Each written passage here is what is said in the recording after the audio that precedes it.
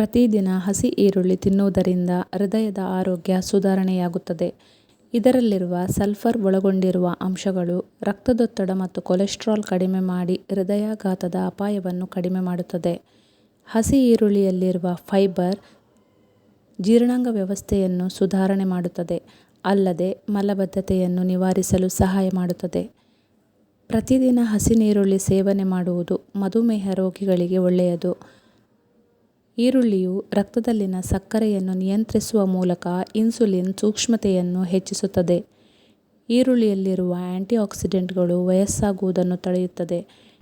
ಇದರಲ್ಲಿರುವ ಫ್ಲೇವನಾಯ್ಡ್ಗಳು ಉತ್ಕರ್ಷಣ ನಿರೋಧಕ ಸಂಯುಕ್ತಗಳ ಕ್ರಿಯೆಯ ಮೂಲಕ ಚರ್ಮ, ಮುಖ ಸುಕ್ಕುಗಟ್ಟುವುದನ್ನು ತಡೆಯುತ್ತದೆ.